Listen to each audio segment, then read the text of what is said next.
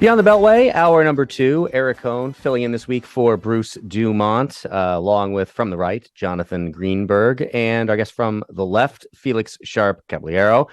Thanks so much to both of you for joining the program, and for all those out there listening to us, you can join and be a part of the program too by giving us a call at 1-800-723-8289 to tell us what you're thinking. Where I want to start this hour is earlier this week, Mikhail Gorbachev passed away.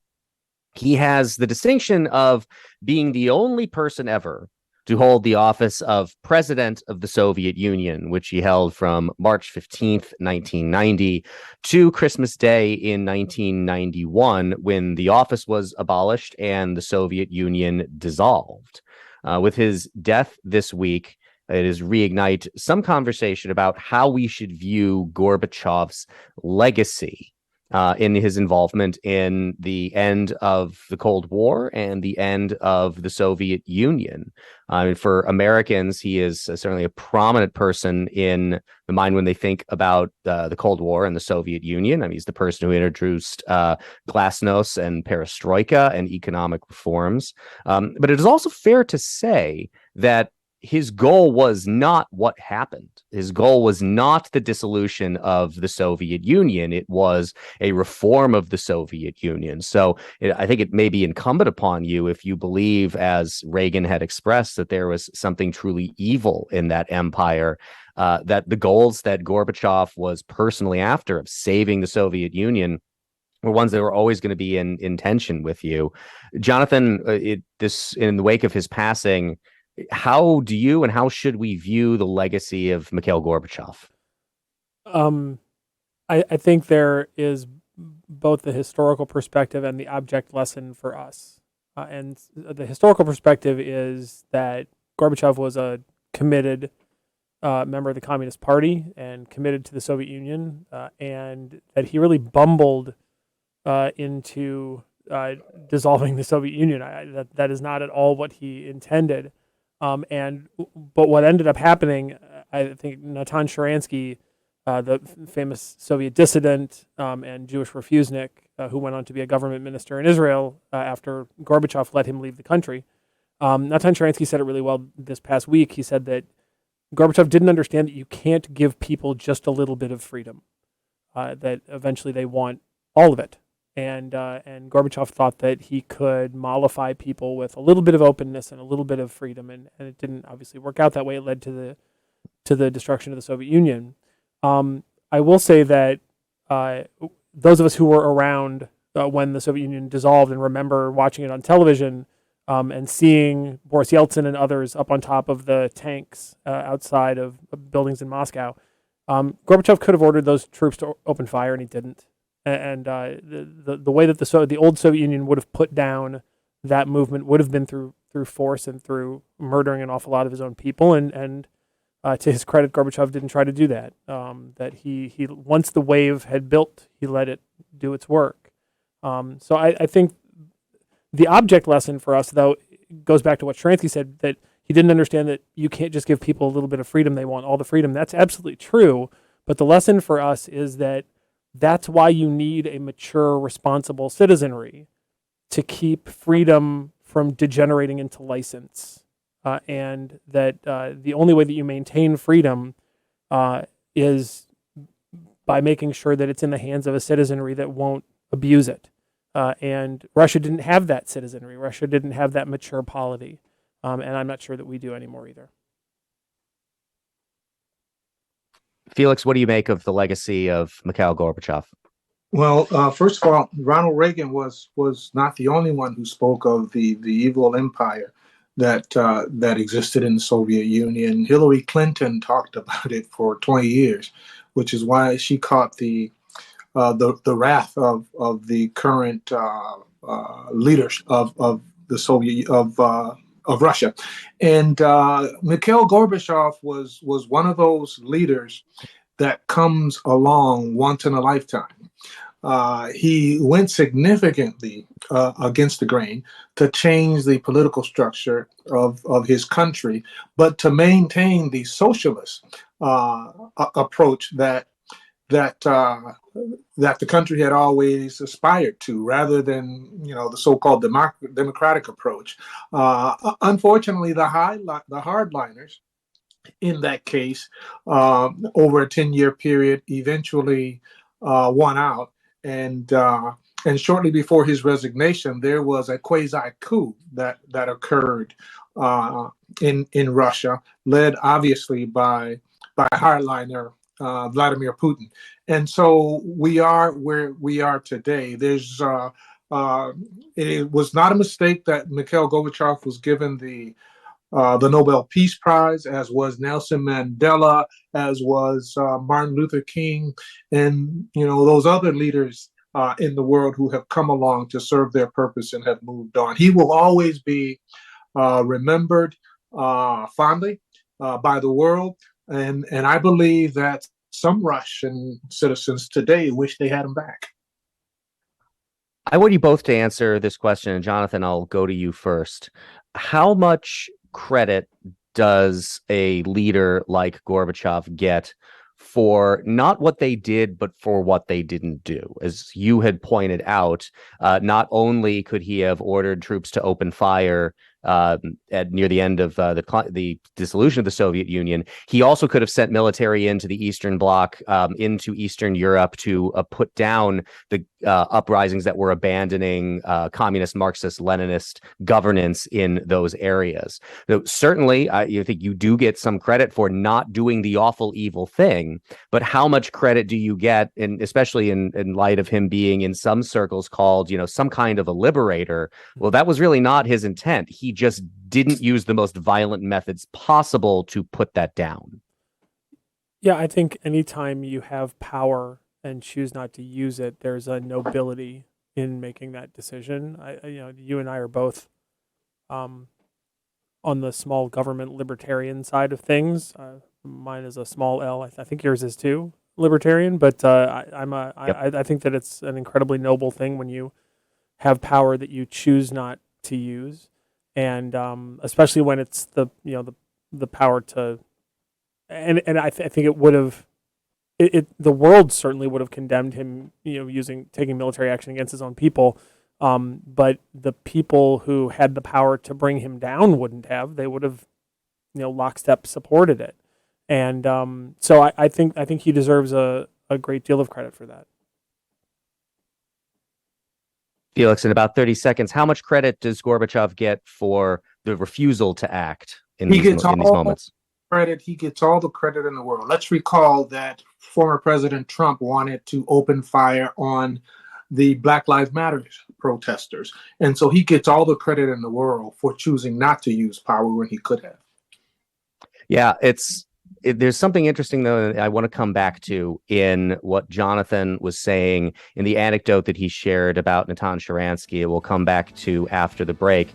This idea of only being able to give away just a little freedom, and that not working out. I'm wondering if other world events over the last 20, 30 some years, how much that may or may not disprove that anecdote that certainly came true in the Soviet Union, but maybe not in other places. Eric Cohn filling in this week for Bruce DuMont on Beyond the Beltway.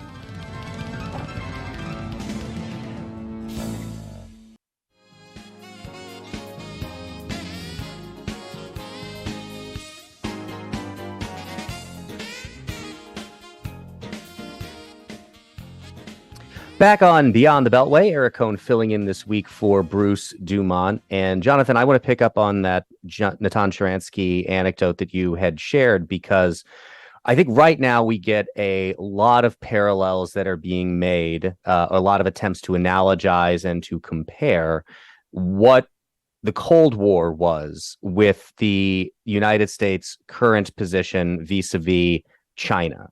And that Natan Sharansky anecdote says you can't give people just a little bit of freedom because then they will start wanting all of it.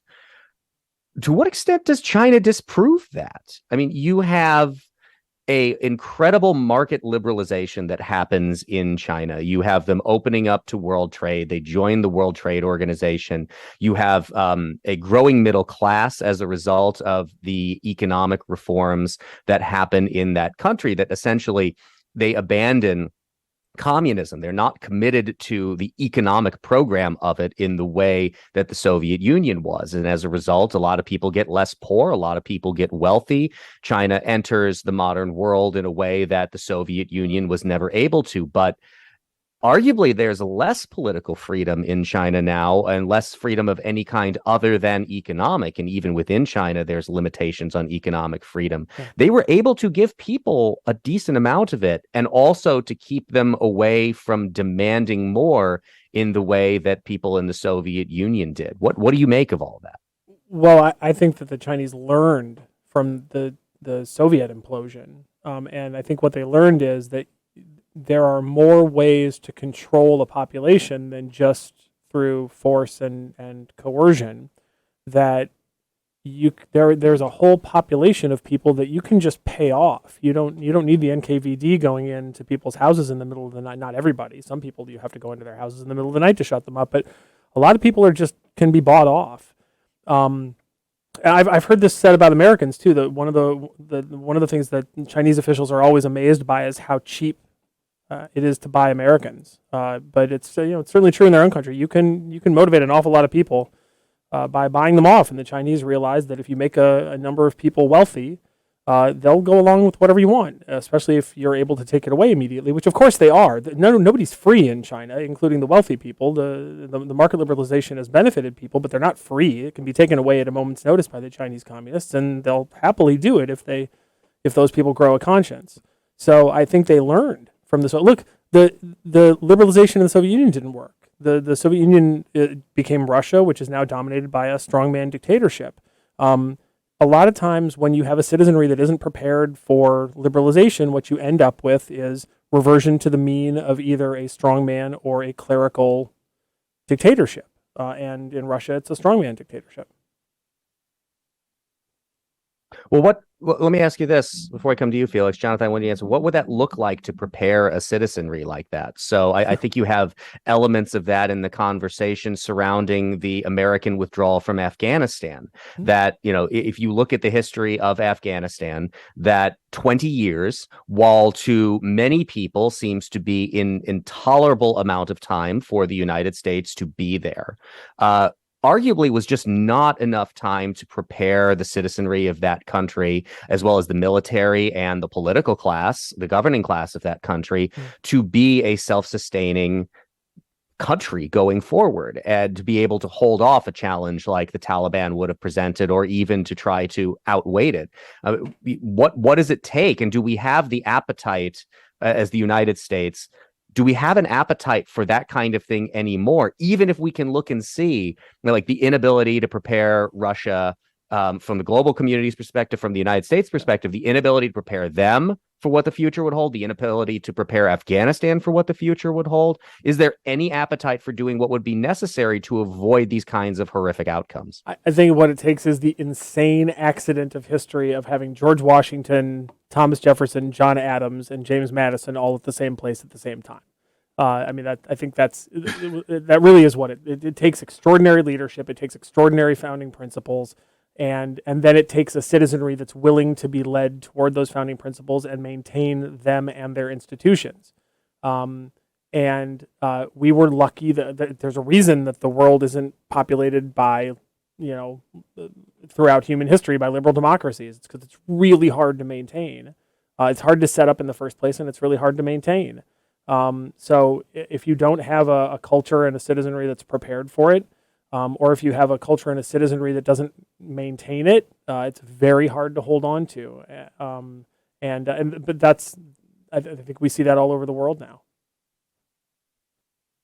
Felix, what parallels do you think exist between the Soviet Union, the decline of the Soviet Union, what we saw there, what we've been talking about with Mikhail Gorbachev, and what the Chinese may have learned from that? We get all of these analogies to a new Cold War. Do you think there's much to that, or is it just a markedly different situation with China now?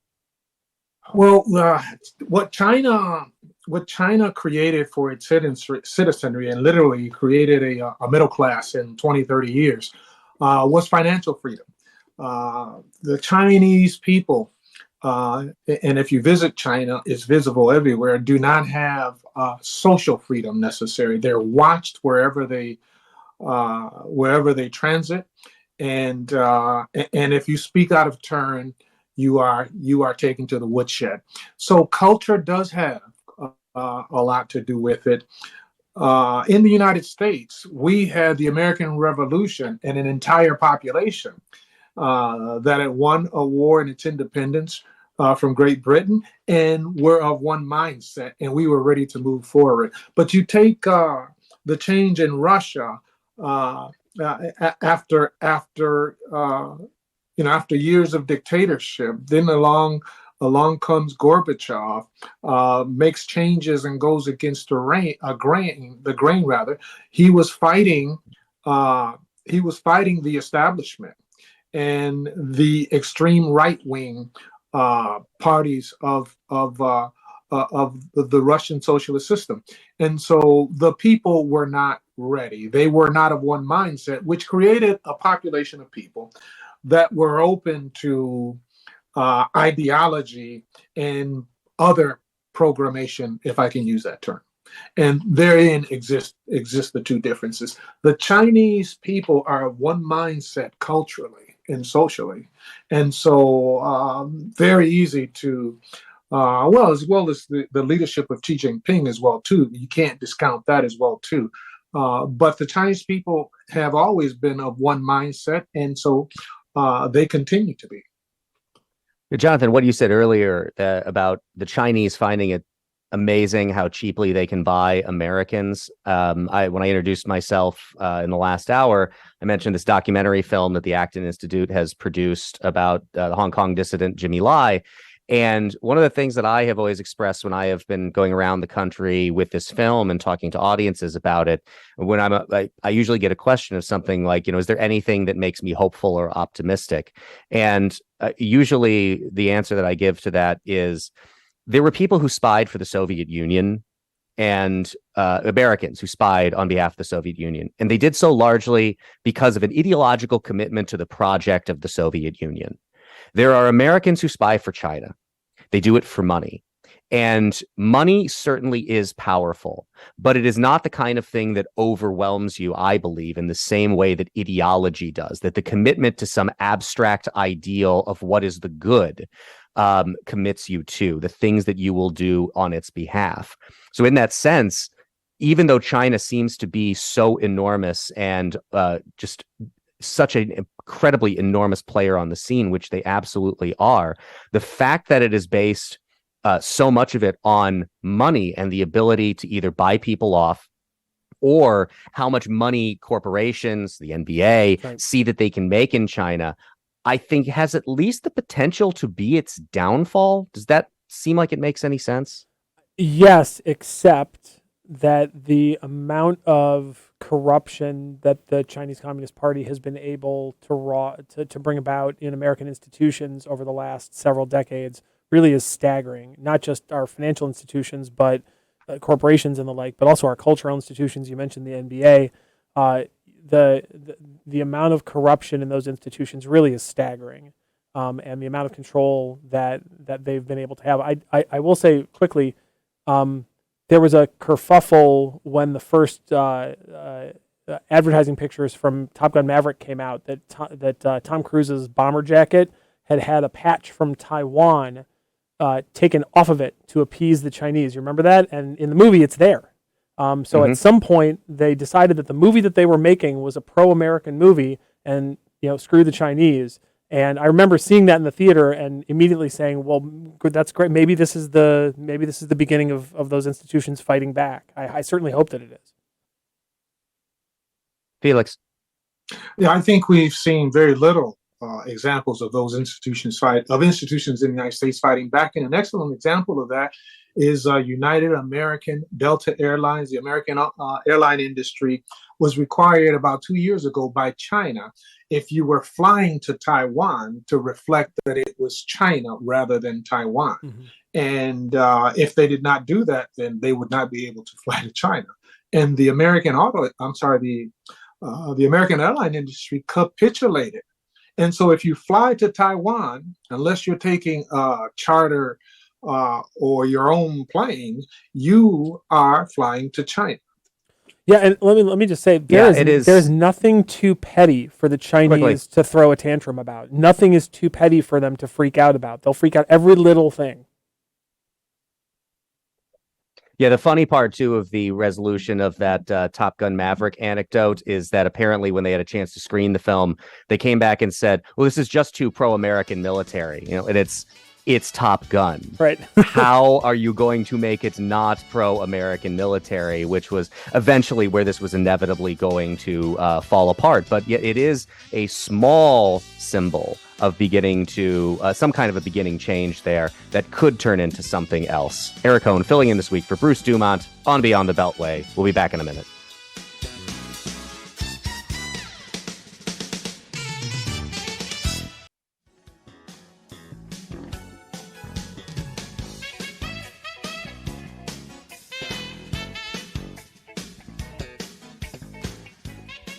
Eric Cohn filling in this week for Bruce DuMont on Beyond the Beltway. And Jonathan, I want to come to you first on this one.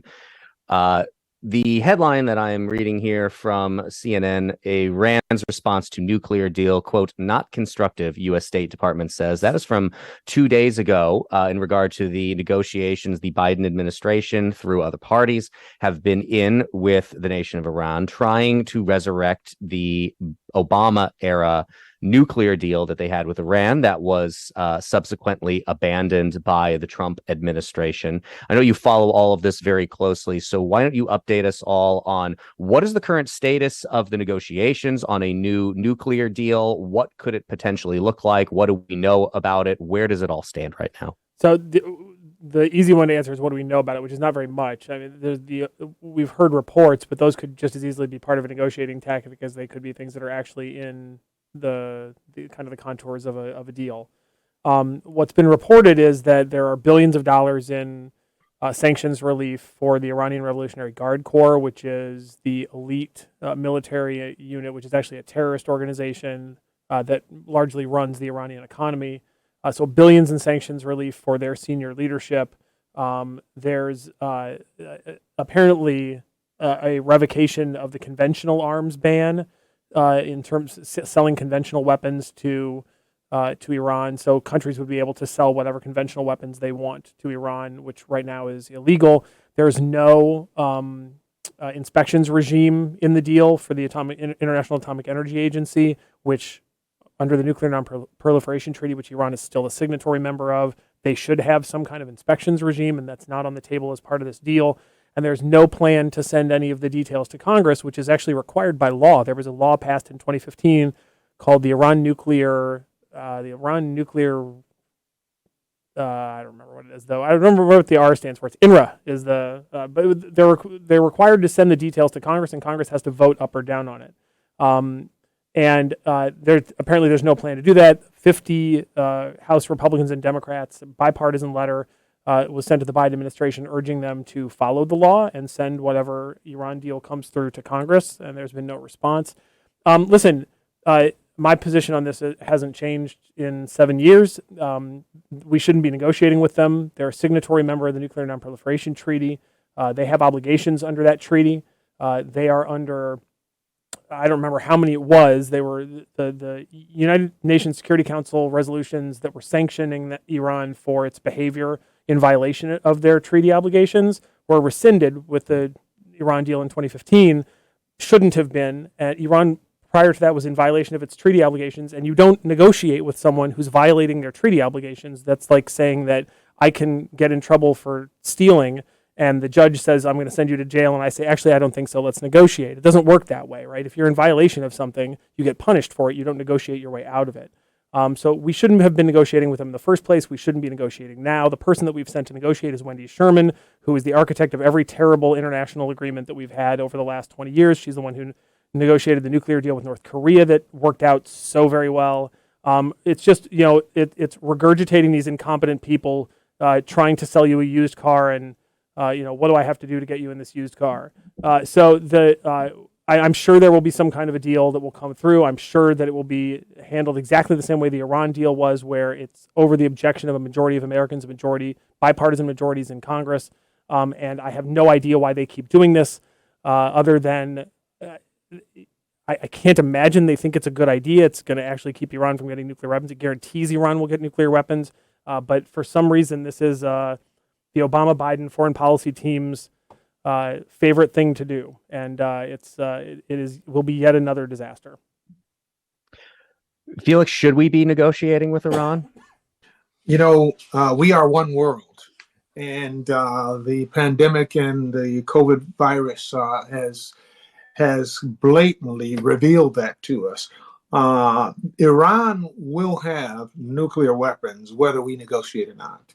Vladimir Putin has expanded and broken all international rules. And to some degree, we had the same issue in the United States.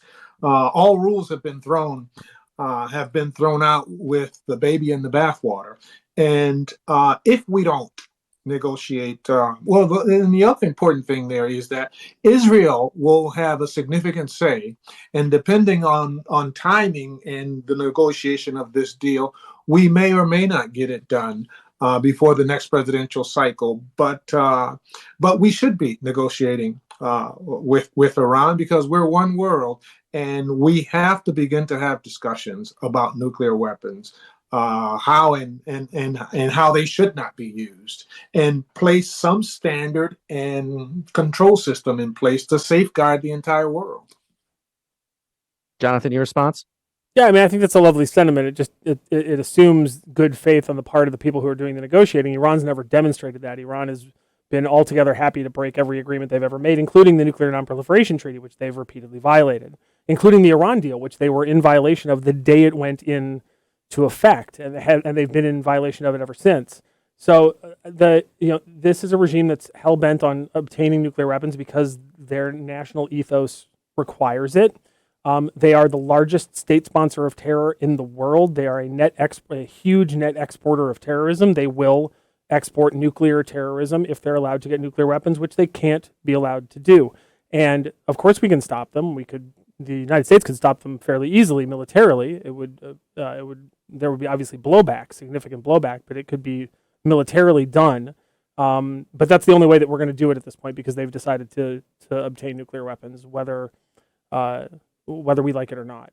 Also, I just want to point out that most of the oil in the world travels through two choke points every day: the Strait of Hormuz, and in the Persian Gulf, and the Bab el-Mandeb in the Red Sea on the other side of the Arabian Peninsula.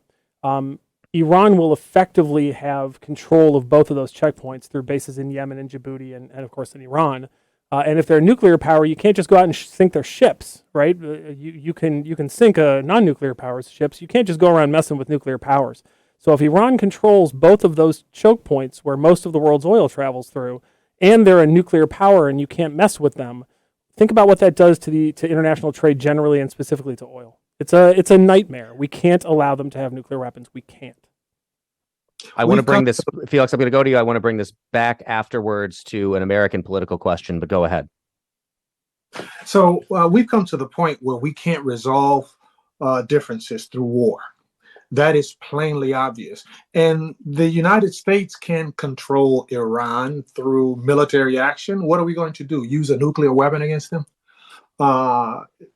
That's, all of the talking points were on point, but that really is not reality for where we are in the world today. And you can't forget the backing and the support that Iran has from China. The dynamics of world politics have completely shifted. And the last country to break an agreement on nuclear treaties was the United States. I want to come back. I'm going to skip going to the point that I wanted to make because I want to come back to Jonathan with this question. What should we be doing? So I think Felix is probably right that there's no stomach, as we talked about previously, with military intervention vis-a-vis Afghanistan. There isn't a stomach for engaging in that kind of military activity. And you say that we shouldn't be negotiating with them. What should we be doing? We should target their nuclear facilities. I mean, look, first of all, we should get in the Wayback Machine, go back 10 years and have done it 10 years ago before they got as close as they are today. But of course we can stop them from having nuclear weapons. We target their facilities. The nuclear weapons are incredibly difficult to build. They're incredibly expensive to build. The facilities that you need, the uranium that you need to enrich, the level to which you need to enrich it, it's actually very difficult to do. And then the research that you need to do to attach the warhead to your existing missiles. There's a ton of research and development that is required, and they do that research and development. They've spread their nuclear program out all over the country. We know where those facilities are. Some of them are very well guarded. Some of them aren't. Israel's been slowly, and us probably too, but certainly Israel has been slowly killing their scientists for the last 20 years. And that's likely what slowed them down to the level that they're at now.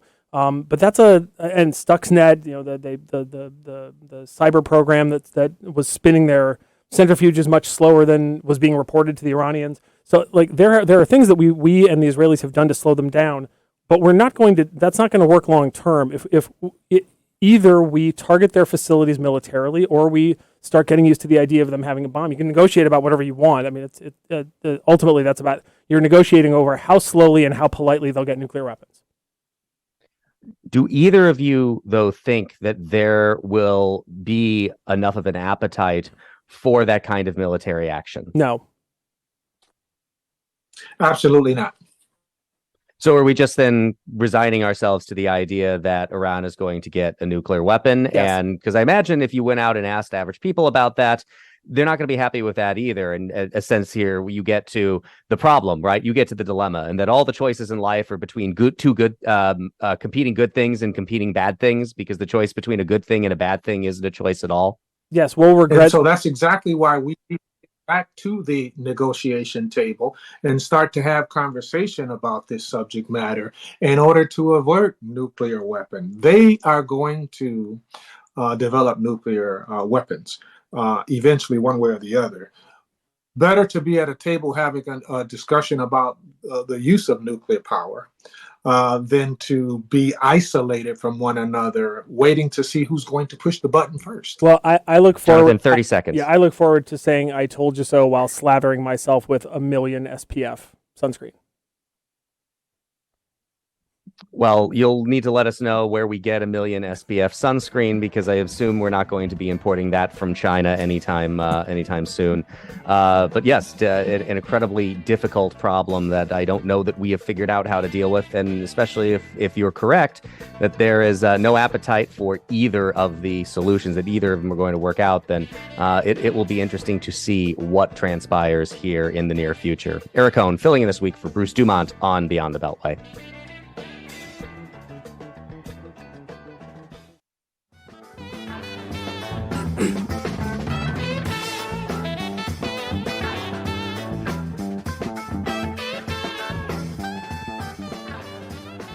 Eric Cohn filling in this week for Bruce DuMont, and now I will bring it back to that American political point that I wanted to make in the last segment, because I think it ties a lot of things that we were talking about here together, and that is a question about the role of Congress. So, Jonathan, as you'd mentioned with regard to the Iran deal, you're seeing the president's administration saying essentially that they're not going to send this to the House, even though they are required to do so. The previous Iran deal, which, looked like a treaty to me. If it looks like a duck and quacks like a duck and operates like a treaty duck, then maybe it is a treaty, and they should have submitted it to the Senate for ratification. They didn't do that.